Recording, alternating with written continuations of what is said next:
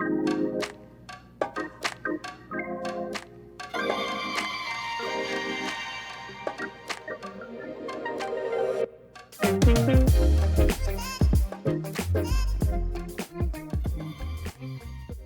everyone. This is Mira. This is Ankit. Welcome to Leaving Footprints, where we interview guests from a variety of different career backgrounds to provide you with insights into their fields. We're really excited about today's guests, and Ankit will introduce them. So we actually have two professors who have taught us in our program so far. We have David and Michael, who are part of the executive team at Competitive Analytics. We had the opportunity to be taught by them for our Art and Science of Forecasting course. So Mira, do you want to answer the first question? Yeah, so without further ado, can you both tell us a quick introduction about yourselves, and we'll get right into it. Sure. My name's David Savlowitz. I'm CEO and founder of Competitive Analytics. As you just mentioned, I also teach at UCI in the Master of Science and Business Analytics program, teaching predictive analytics with our very lengthy title, The Art and Science of Applied Forecast Modeling.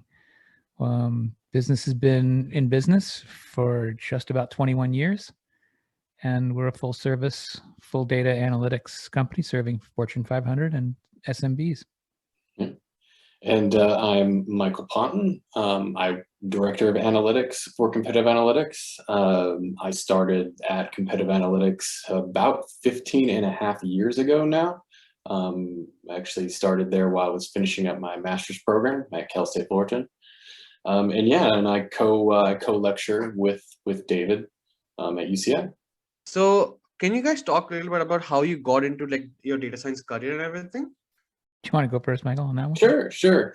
Well, mine started with the love of economics, really, and to be honest, I was actually a pretty bad student throughout high school, and then I took my first economics course my senior year of high school, and I fell in love with it. And I remember they do the national testing for economics, and I tested like in the top couple percent, and they sent the results to my parents, and they're actually just stunned because they knew. I mean, I guess I just didn't apply myself as much as I should, but I tested really high in economics, and from then on, I just fell in love. And then that kind of naturally led into price optimization and forecasting, with the econometrics courses that I was taking, and it all kind of relates to predictive analytics, machine learning, and so on. For me, there's a couple points on my journey where I knew I was going to be a collaborator with data and analytics. Probably in my formative years, I don't know, I was about 8 or 9 years old. My friend and I had a wiffle ball league we created, but it was a fictional wiffle ball league where we made up all the players and their personalities, but I decided to keep statistics on every single one of them. So I literally kept a log of statistics on, fictional players. But it wasn't until college when I took a statistics class and the professor was drawing some formula up on the board early on the first part of the class. And he essentially just said, look, if you can figure this out here, then you can tell what's going to happen in the future. Mm-hmm. And, I was stunned. I was shocked. I was amazed. I kind of fell in love right there. I'm like, what? That seems pretty awesome. So that was my first foray into, predictive analytics. I worked at the Irvine company and Kenneth Leventhal before that, and Ernst & Young. But I decided, in 2000 to start my own company. And it was primarily going to be a very purely objective, science-based, data-driven analytics venture, I guess. And, I think one of the things that Michael had just mentioned about, the economics piece is something that just doesn't get emphasized enough as far as my journey and Michael's journey and then where we are today. Because even though people call us data scientists and, analysts and people that conduct advanced analytics, really at the foundation of the bedrock, it's economics. And we kind of remind our clients of that almost every day. It's not so much figuring out a formula as it is what's the business case, right? And it all gets back to, again, supply and demand probably, and that needs to be the compass, if you will, for the data and analytics. And so that's why we're an exceedingly different company. Is we haven't lost our way, as they say. Our compass is economics. Data, yes. Are we, heavily into data science? Do we do it really well? Yeah, we think we're pretty damn good at that. But what I think is the anchor is the economics. Yeah, and I'll add to that, actually. When I first ran into competitive analytics, it was actually at the career fair at Cal State Fullerton, where I was getting my graduate degree. It was 1 year in, and I went to the career fair there and was chatting with some of the different employers, and then I stumbled across their booth. And back then, economics and economics degrees were not that popular. Only a handful of people were in my class. But I saw their sign for their company. It said Competitive Analytics, and we do economics, forecasting, econometrics, price optimization. And I was like, the only time I've ever seen a company with a sign with pretty much everything I want to do for a living. And it was kind of love at first sight at that point. We're still the only company that provides all that stuff. Yeah, pretty much. I think that's amazing that you started this, especially it seems like way ahead of the time too, that you're tying together economics and data science and statistics, everything together. And I really appreciate that aspect of your class as well, because you kind of reinforce the idea that, you have to have the background knowledge and you have to be able to explain it to somebody who may not know what you're talking about. And that always involves a little bit of economics terms and, business background about that. And then it's funny that you say economics was not a very popular major, because I studied econ at Davis and my class size was huge now. So it's kind of crazy how that's different now. Yeah, it's definitely come full circle. I mean, now when we get applicants, we see it quite often, major in economics, or at least double major, economics and finance or something like that. Yeah. But back when I got my degree, there was just a handful of us. Yeah. But it's nice to see, how far it's come, because it is it's really the bedrock of predictive machine learning. It's all there. It's all economics. Mm-hmm. Yeah, and then we've created our own economic theories along the way, right, Michael? Oh yeah. Oh, I would love to hear about those. But I guess since we're kind of talking about your company, Competitive Analytics, can you tell us more about the background of the company and what roles you both play? Yeah, I think I touched upon that a little bit, but I was a director of market research at the Irvine company, and the big monolithic behemoth company that owns 1/5 of Orange County, Donald Brennan Company. And it was great. It was an interesting, intriguing 2 years, but at that point I realized I had to do something on my own as a kind of as a musician as well, an artist. I can't listen to what other people are wanting to do when I'm on the wrong path for me. So in January 2000, Competitive Analytics was formed, and we were primarily a real estate consultancy, home builders, apartment developers, real estate investors, et cetera, some banks. And then the 2008, 2009 financial crisis hit, and that completely impacted our company in a very negative way. I had to just bluntly fire everybody except Michael. And I pulled Michael aside and said, look, I'm going to have to reinvent the company. I want you to be part of that. And but instead of just real estate, let's focus on a very diverse, group of companies and industries, which really meant everyone. So now real estate, I think, makes up maybe 5 or 10% of our portfolio clients, but we're in everything now. Pharmaceuticals, automobiles, motorcycles, entertainment, you name it. We pretty much have a client that makes it. So so that's kind of a quick and dirty background. And as far as 2000, when that started and COVID hit, the memories of 08 and 09 sort of obviously were ringing in my ears. And I was extremely cautious about what was going to happen in 2000, thinking we may have to just grin and bear it. But we finished 2020 on our near record pace. So analytics is a thing where I think we built the bedrock, I think, in a solid fashion in which we were able to have a company that can take on some of these black swans and aberrations. Not to say that it'll, we're going to be fine over the next one, but it seems like we have a good tenacious bedrock of success. Yeah, I'm really excited to see where the company goes in the future, because I feel with analytics, things are just kind of advancing and going up like for so long, because data is everywhere all the time. So, and kind of also you kind of spoke about like how you had to restructure the company. So how do you think the pandemic has honestly changed the world of data and analytics, in your opinion? Michael, you want to start first with that? The world, it's made forecasting a hell of a lot more difficult. That's for sure. So yeah, I mean, even the financial crisis, how many deviations were, some of those forecasts off, like 28 deviations from what I remember.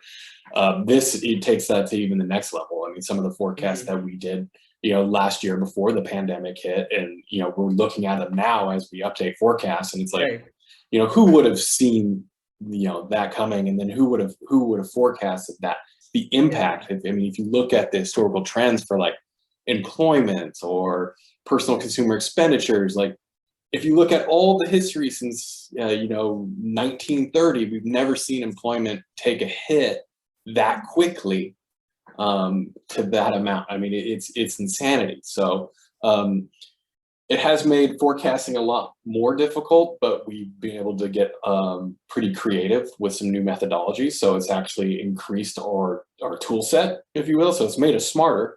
That's for sure. We're going to learn. We've learned from it, and now these black swan events will always be a scenario in our forecasts.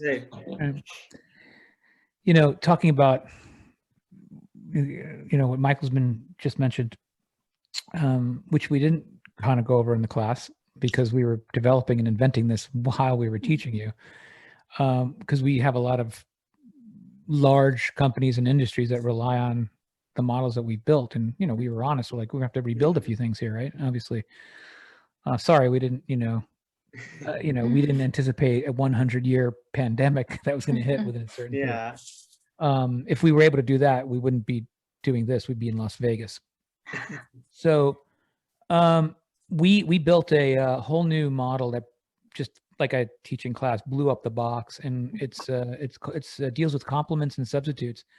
Because we've noticed, if you look at what's happening in the pandemic, some industries did really well, and some obviously a lot didn't.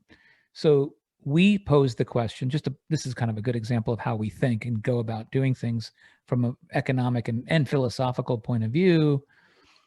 Well, why? Why did Peloton do so well? I mean, obviously it's obvious to us, but and Zoom and some of these other companies and Amazon, right? And I'm not talking about the generic why, everybody knows that, but getting into the nuances and the structural reasons.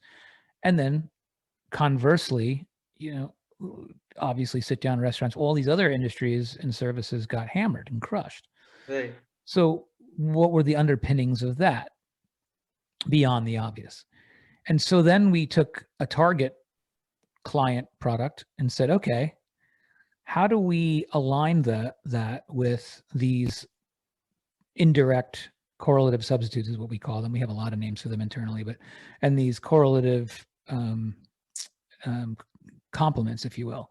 Okay. And we started building these models, haven't been done before, because the first thing we do is Google and we try to find academic papers on something that comes into our head. And when you don't find anything at all, when you go through a couple thousand journals, you're like, okay, no one's really done anything like this. And so to say that it works is a bit premature and egotistical, because we don't know yet, but because we're still in the midst of it. But I think we've got a pretty good set of scenarios and models that take a look at these odd events, aberrative events. And so what does this mean? Well, if you don't think like that, if you don't philosophize on these things, I don't know how you're going to become a good data scientist, right? Because I'm sure this webinar and these people watching this are, data scientists to be. And they want to learn their Python and their code, and right, and learn random forest models and k-means clustering. But if you can't take a step back and literally take a good forest through the trees view and lens on what it is and how the world works, right? And how humans work, really. And we touched upon this in class. You know, economics involves behavioral economics, which nobody really is talking about. So we sort of, for the COVID and how we restructured what we were doing specifically, we went to behavioral economics and we overlaid that with some of these new models, these data science models and predictive models, such as these complementary and substitute-based models. And it's, you know, it's gotten some good resonance, some great resonance from the clients. And, you know, we're updating them regularly and building ensemble models. But just to take a step back and say, you got to ask yourself questions about how the world works and how humans work, which is kind of one and the same. So if you can't do that from a holistic point of view, you're not going to be a very good economist nor data scientist. I know that's not what a lot of data scientists want to hear. They want to focus on code, but you got to pull back and you have to kind of see the forest through the trees.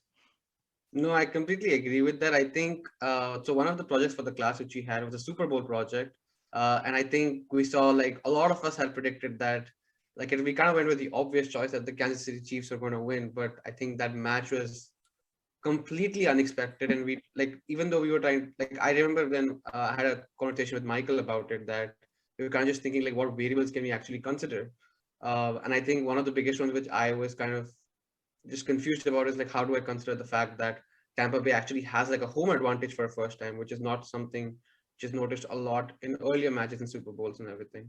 So I think it's really important to kind of consider the human aspect of everything, because at the end, we are the ones kind of performing those things, and you don't know, the unexpected is never expected, right? So I think that's a really good point, that behavioral economics is a huge component of data science for us. And that's why Micheal finished top of the list out of 400 forecasters on that project.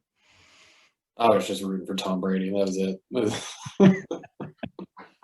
Yeah, I was gonna just talk about that project again after the results were out. I posted on LinkedIn, like, how do you account for someone like Tom Brady in your model? So it's definitely important. I don't know much about football, but if I knew that he was going to be such a big factor, I think that it's definitely really important to kind of understand the context of everything first before you try to dive into even just coding. Right. So the way you look at that philosophically is, if you do nothing, right, and you may do just as well as the person that built a model for this first time that something like this happens. But now the data scientists, they accumulate that experience and they work it into their next model, just like COVID.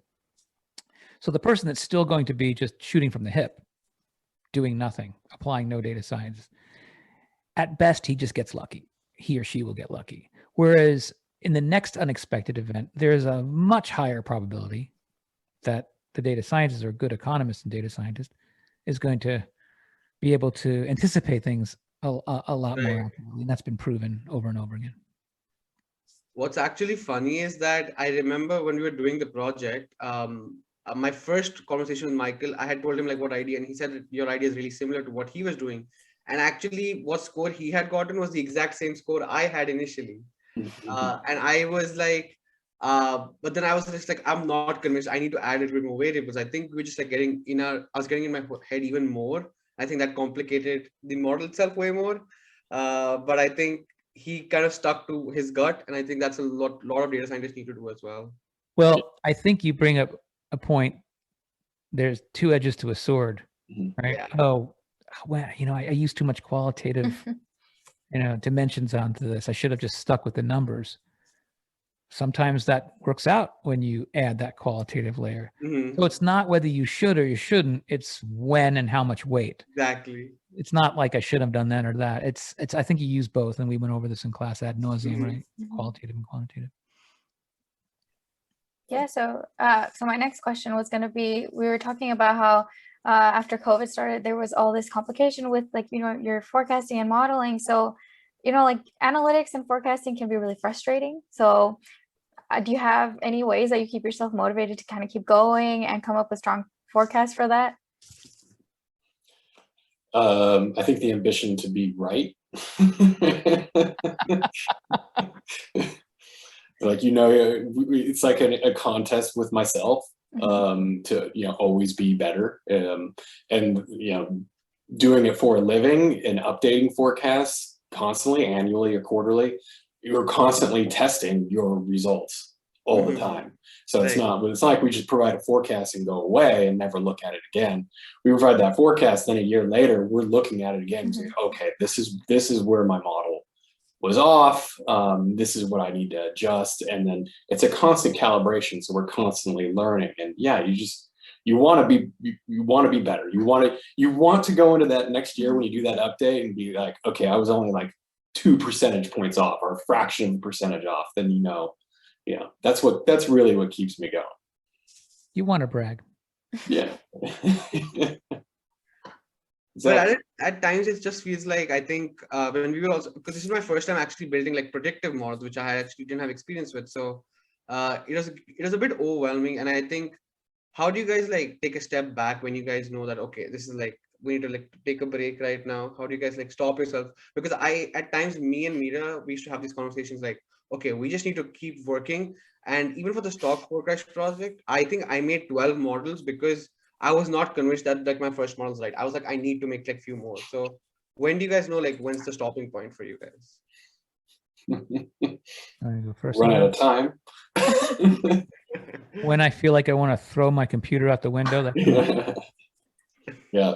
Now sometimes, and sometimes you do have to take a step back from the computer. Just do something else for a while. Go for a walk. I think I do some of my best thinking, or you get the biggest moments of clarity when I'm either like working out or like taking a shower. It's like all of a sudden you get your mind off of it, and then out of nowhere you'd be like, oh, okay. Here's a couple solutions that I can try and see if they're working. And so sometimes you can't force it, right? You can't just sit in front of the computer and force a square peg into a round hole. You just got to step away sometimes. I have these epiphanies all the time away from the data science ecosystem. In fact, I would say very few ideas have come while working, inside the clay of data and analytics. I'll give you a perfect example. 2 days ago, I Skyped the guys and Micheal, and I was reading a MIDI book. MIDI stands for musical interface.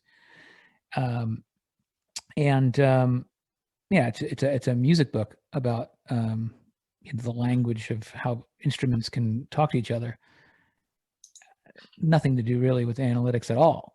And I was reading a chapter on how the data gets cycled through in a certain fashion through keyboards, right?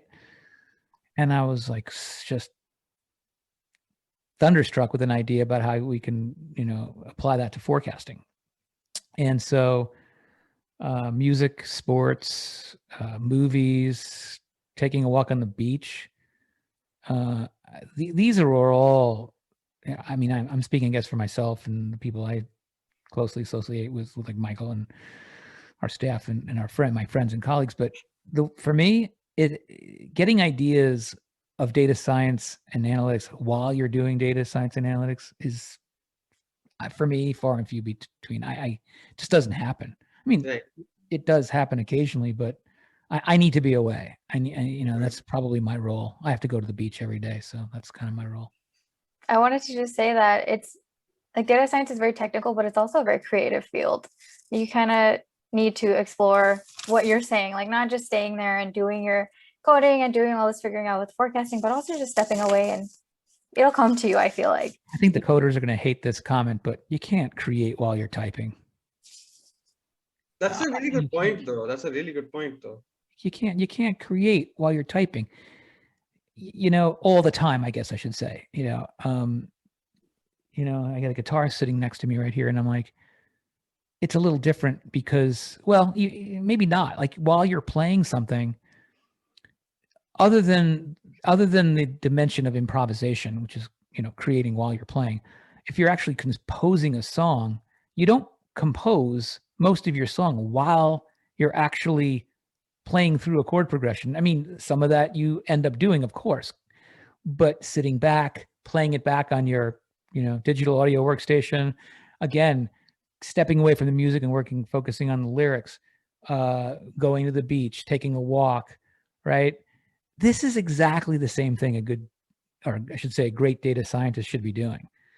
Einstein is a classic example, right? I mean, he didn't create some of his most, historical theories by kind of, again, just keeping his head buried in his papers, right?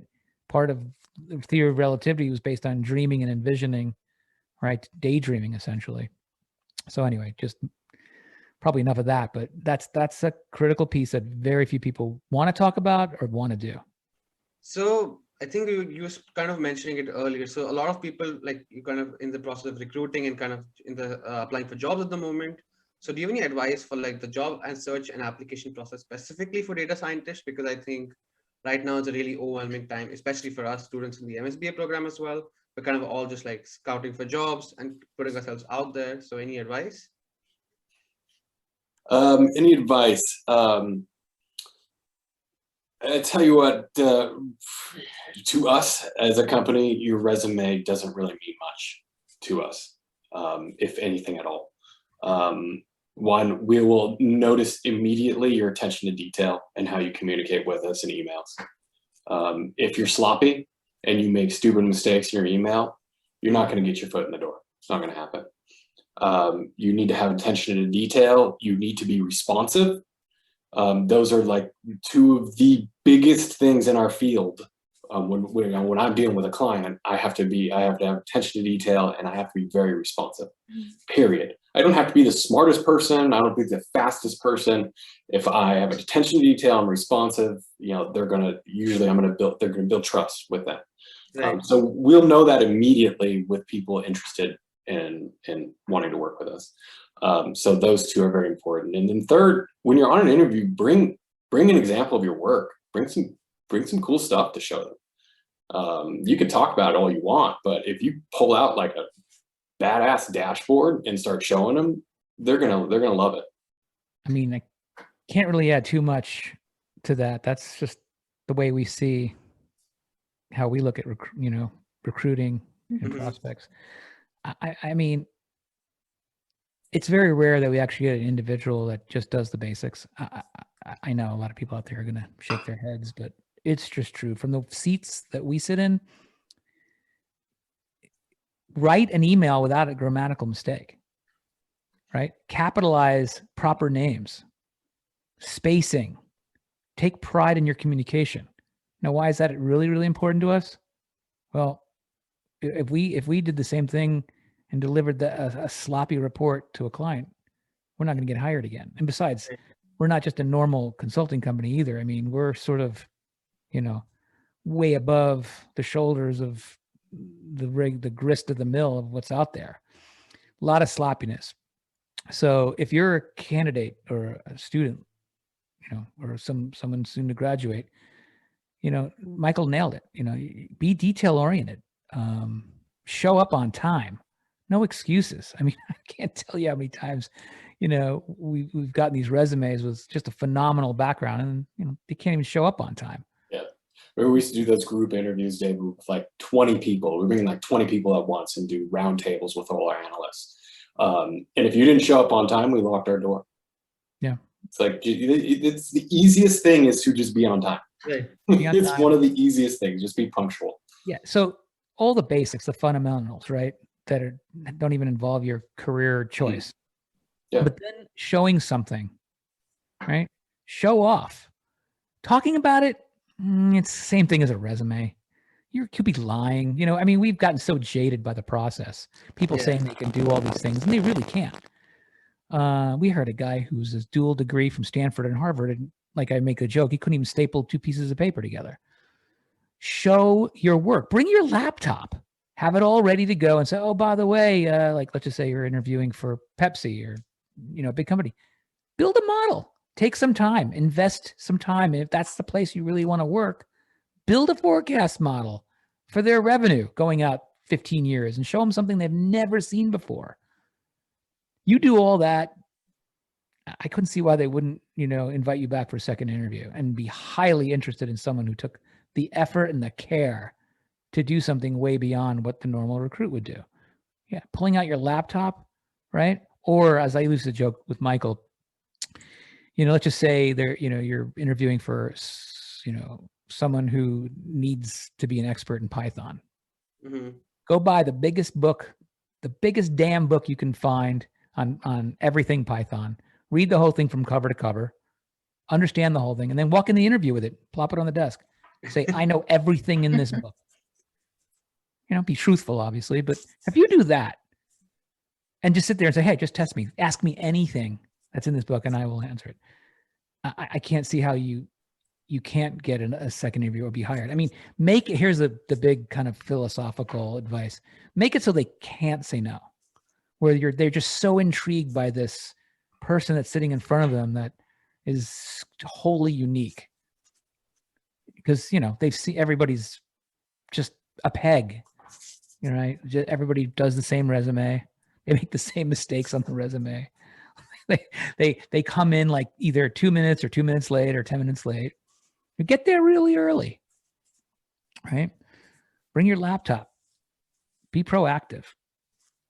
So anyway, those are just a couple of points that we would love to see, but we don't see any of that generally. I think that's about showing yourself off and even bringing your laptop. Like, I've never been given that advice, and it's like, I really appreciate that, because I think as grad students and students in general, we're always trying to figure out how to make ourselves unique. And so I think that would be like such an amazing thing to do at an interview. Yeah. In worst case, print it out, and that's another thing. Have a backup plan. Okay. Oh my God, this was working, in the lobby right before my interview. Have a backup plan. Have it printed out. Say, oh, for some reason I'm not picking up Wi-Fi. My computer's being a bitch right now. Close it. Don't say that, obviously, in your interview. Close your laptop lid and say, here, I have a plan B. I printed this out just in case this 1 in 100 instance happens. Because everybody realizes it can be empathetic that a computer just doesn't work at these special times. But if you have a printout, the interviewers can't help but be impressed. Go, wow. I want to hire someone who has a backup plan, but who thinks of backup plans?